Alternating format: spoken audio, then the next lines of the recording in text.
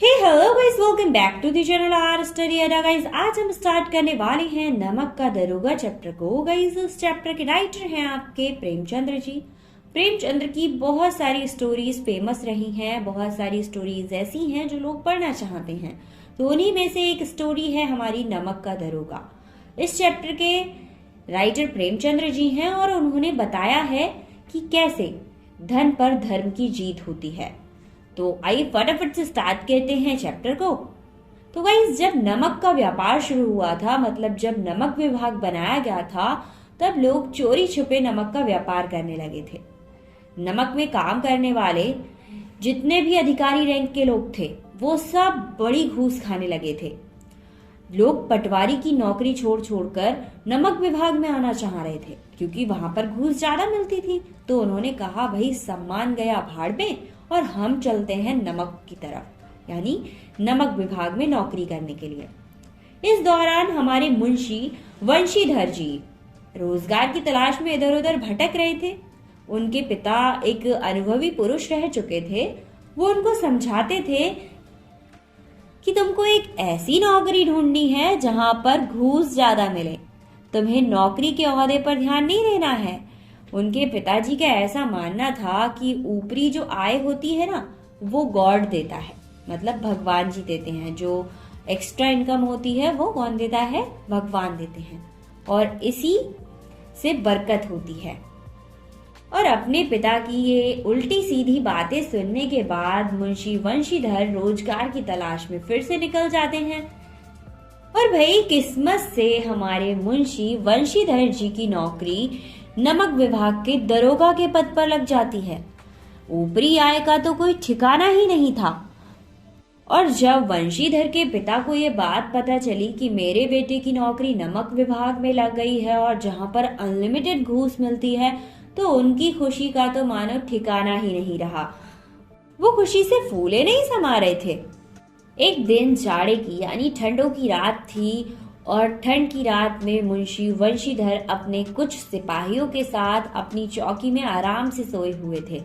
मुंशी वंशीधर को यहाँ आए अभी 6 महीने ही हुए थे और जितने भी ऑफिसर थे वो उन पर विश्वास करने लगे थे।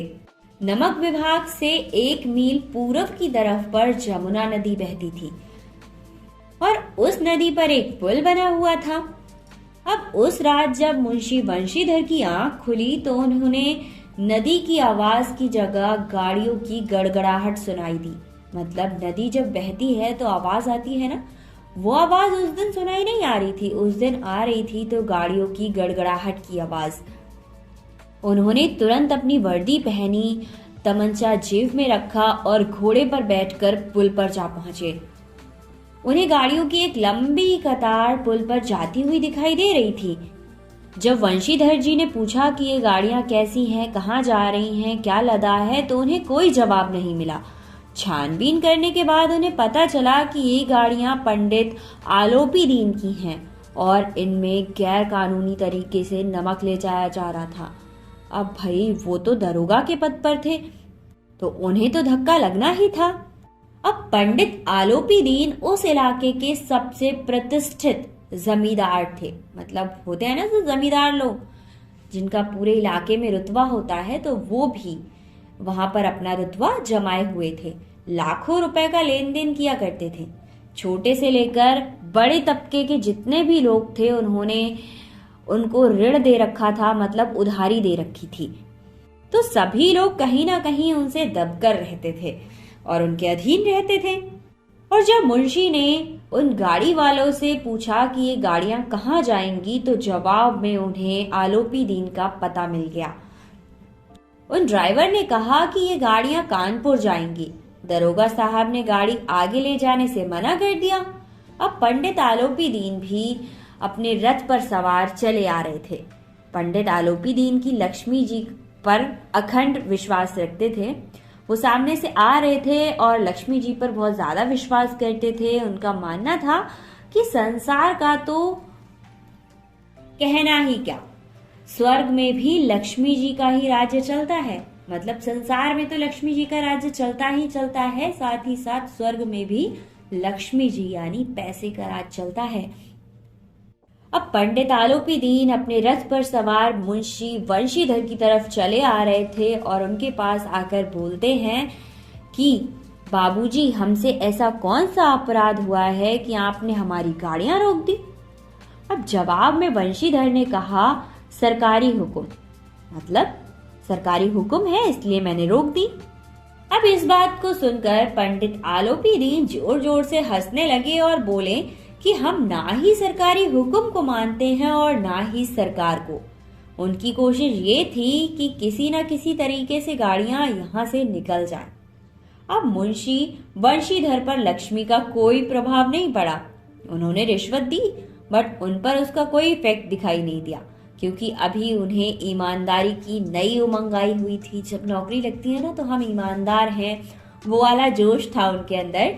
तो मुंशी वंशीधर ने अपने जमादार बदलू सिंह से पंडित आलोपी दीन को हिरासत में लेने के लिए कह दिया। ये बात सुनते ही पंडित आलोपी दीन चौंक गए कि भाई, आज तक तो ऐसा हुआ नहीं कि किसी दरोगा ने मुझे पकड़ने के लिए कहा हो। ये कौन सा दरोगा है जिसने मुझे हिरासत में लेने के लिए कह दिया। और गाड़ी वालों में, मतलब जितनी भी गाड़ियां वहां पर नमक की खड़ी हुई थी, उन सब में हलचल मच गई। उसने मुंशी वंशीधर को खरीदने की पूरी कोशिश की थी, लेकिन वो नाकाम हो गया। दरोगा की कीमत 1000 से बढ़ते बढ़ते 20,000 तक जा पहुंची थी, लेकिन दरोगा का ईमान नहीं डगमगाया। मतलब पंडित आलोपी दीन ने 1000 से स्टार्ट करके 20,000 तक रिश्वत देने की कोशिश की, बट दरोगा अपनी बात से तस से मस नहीं हुआ और आखिरकार बदलू सिंह से उन्होंने क्या किया, बदलू सिंह से आलोपी दीन को गिरफ्तार करा लिया। अब बदलू सिंह मन ही मन दरोगा जी को गालियां देते हुए आलोपी दीन को गिरफ्तार कर ही लेता है। आलोपी दीन के हाथ में हथकड़ियां आते ही ये खबर चारों तरफ फैल गई और आलोपी दीन की बदनामी शुरू हो गई। पंडित आलोपी दीन की जितनी भी इज्जत थी वो सब बेइज्जती में चेंज हो चुकी थी। मामला कोर्ट तक जा पहुंचा था। जैसे ही पंडित आलोपी दीन को कोर्ट में ले जाया गया, पर उनके जितने भी अधिकारी वर्ग के भगत थे, वकील थे, चपरासी थे या फिर जो चौकीदार होते हैं ना, और बाकी सभी लोग जो उनके उधारी में लीन थे या फिर उनके चाहने वाले थे, वो सारे इकट्ठे हो गए और पंडित आलोपी दीन को छुड़वाने के लिए आ गए थे। उन सबको यकीन नहीं आ रहा था कि पंडित आलोपी दीन कानून के पंजे में कैसे फंस गया। वो सभी अधिकारी पक्षपात करते हुए दिखाई दे रहे थे, इसीलिए मुकदमा जल्दी ही समाप्त हो गया, क्योंकि सारे अधिकारी तो उसके फेवर में ही बात कर रहे थे। मुकदमे में पंडित आलोपी दीन के विरुद्ध दिए गए परमाणु को निर्मूल, मतलब जितने भी प्रमाण दिए गए थे उन सबको निर्मूल और भ्रमात्मक बता दिया गया। कहा गया कि जितना भी आपने देखा वो सब एक भ्रम था और रियलिटी कुछ भी नहीं थी, कोई भी सबूत नहीं है, और मुंशी वंशीधर को गलत ठहरा दिया गया। अब भाई, मुंशी जी ने तो अपनी ईमानदारी पूरी तरह से दिखाई थी, बट फिर क्या होता है, मुंशी वंशीधर को होशियार रहने की चेतावनी दे दी गई थी। पंडित आलोपी दीन को रिहा कर दिया गया था। अब इस समय मुंशी वंशीधर को पता चला कि न्याय, लंबी चौड़ी उपाधियां, बड़ी बड़ी गाड़ियां, टीले, चोंगे और एक सच्चे आदर के पात्र नहीं है। मतलब जितने भी ऊंचे ऑफिसर हैं या फिर जितने ऊंचे भी पद पर बैठने वाले इंसान हैं, वो सब आदर के पात्र नहीं हैं, क्योंकि वो सब गलत तरीके से न्याय करते हैं। वंशीधर ने जो धन होता है, जो मनी होता है, उससे दुश्मनी मोड़ दी थी। अब भाई, जो कोर्ट ने फरमान हाजिर किया था उसके सामने उन्हें मूल भी चुकाना था। बड़ी ही मुश्किल से एक ही हफ्ता बीता था कि मुआतली का परवाना पहुंचा। वंशीधर जी के पिता तो पहले से ही कुड़कुड़ा रहे थे कि ये रिश्वत नहीं लेता है, ये है, वो है। अब परवान आने पर वो अपने बेटे से कहते हैं कि मैंने इस लड़के को समझाया था, लेकिन ये तो अपनी मनमानी चलाता है। घर पहुंचने पर वंशीधर को पिताजी की फटकार मिली। घर में सभी लोग बहुत ज्यादा सेठ थे, क्योंकि परवान आया था और जबकि वंशीधर जी बिल्कुल ईमानदार थे। इस तरह एक हफ्ता और बीत गया और एक दिन शाम के टाइम पर एक रथ उनके घर आकर रुका। रथ पर हरे और गुलाबी पर्दे लगे हुए थे, पहिए बैलों की जोड़ी, उनकी गर्दन पर नीले धागे, सींग पीतल की जड़ी हुई थी। कई नौकर लाठियां कंधों पर लेकर आए थे। देखने से ऐसा लग रहा था जैसे पंडित आलोपी दीन हैं। मतलब उनका जो पहनावा था, उनका जो रथ था, वो एकदम एक्सपेंसिव था उस टाइम में। तो देखने से ही पता चल रहा था कि भाई पंडित आलोपी दीन आ चुके हैं। तो जो बूढ़ा मुंशी था, यानी वंशीधर जी के पिता थे, वो आगवानी करने लगे, मतलब उनकी खातिरदारी करने के लिए दौड़ने लगे। उसने अपने बेटी की गलती पर पंडित आलोपी दीन से माफी मांगी। पंडित आलोपी दीन वंशीधर से जाकर मिले और उन्हें उनके साथ काम करने के लिए कहने लगे कि भाई तुम हमारे साथ काम कर लो। आलोपी दीन ने एक स्टॉप लगाया और मतलब अपनी बातों को एक स्टॉप लगाया और एक स्टैंप लगा हुआ लेटर निकाला।